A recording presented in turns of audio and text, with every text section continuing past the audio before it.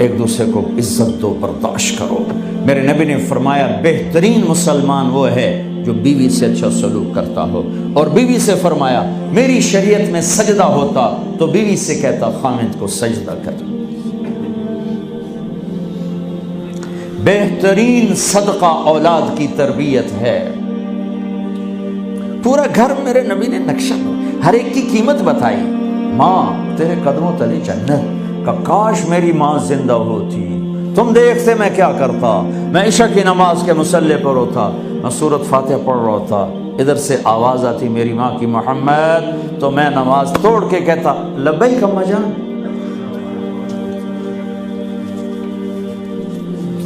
باپ کا تیرے جنت کا دروازہ ہے، باپ تیری جنت کا دروازہ ہے، کھولنا توڑنا نہیں، کھولنا توڑنا نہیں، توڑ دیا تو جنت میں نہ جا سکو گے۔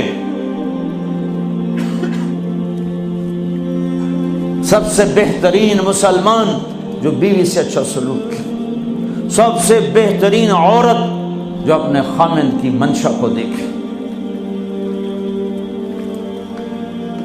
پھر آپ نے ایک عجب بات فرمائی جو معاشرے میں بہت بوجھ بنتا ہے جس کا، ہاں بھائی تمہیں ایسا صدقہ بتاؤں جس سے بڑھ کے کوئی صدقہ نہیں، تمہیں ایسا صدقہ بتاؤں جس سے بڑھ کے کوئی صدقہ نہیں۔ انہوں نے کہا جی کیا؟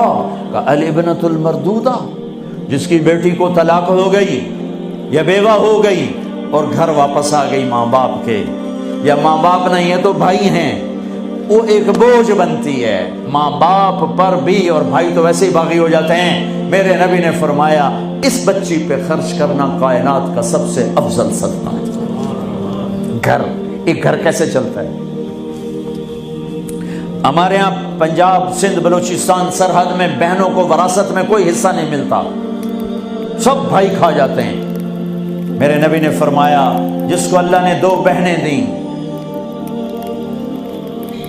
اس نے ان کا حق ادا کیا، شادی کی حق ادا کیا۔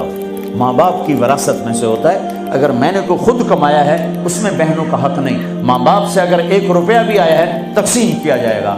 جس نے بہنوں کا حق ادا کیا، شادی کی حق ادا کیا، اس پہ جنت واجب ہو گئی۔ جس کو اللہ نے 3 بیٹیاں دی، اس نے ان کی ڈولی اٹھائی، وہ جنت میں میرے ساتھ یوں ہوگا۔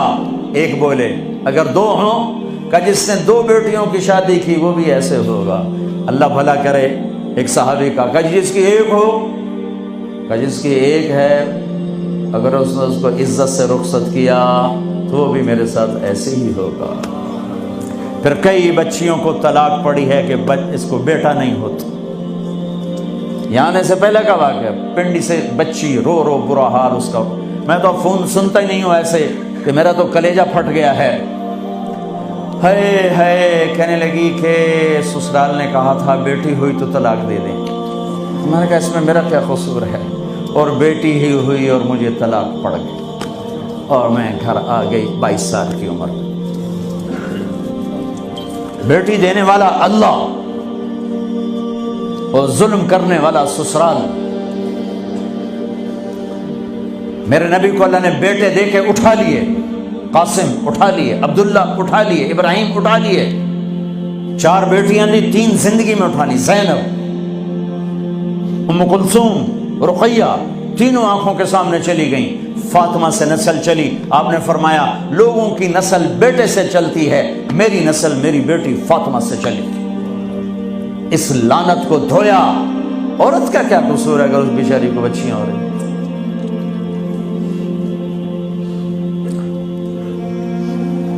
جس نے اپنی بہنوں کو حق ادا کیا، جس نے بیٹیوں کو ڈولے میں بٹھایا، ان کا حق ادا کیا، کہ جنت میں یوں ہو جائے گا۔ بہنوں کو دینا اتنا ضروری ہے، حرام ہو جاتی ہے روٹی۔ میں نے مولانا جمشید صاحب میرے استاد ہیں، میں نے ان سے تفسیر پڑھی۔ میں ایک دن شہد کی بوتل لے کر گیا، پرانی بات ہے 76-77۔ میں نے کہا حضرت یہ ہدیہ ہے۔ فرمایا کہاں سے لائے ہو؟ کہ میرے اپنے باپ ہے۔ فرمایا تیرے باپ نے اپنی بہنوں کو، تیرے باپ نے اپنی بہن یعنی میری پھوپھیوں کو، تیرے باپ نے اپنی بہنوں کو زمین میں سے حصہ دیا تھا؟ یہ سوال کیوں کیا؟ 10 روپے کی شہد کی بوتل تھی اس وقت، کہ اگر دیا تھا تو یہ میں لے لوں گا، اگر نہیں دیا تو پھر یہ حرام ہے، میں نہیں لوں گا، یہ مطلب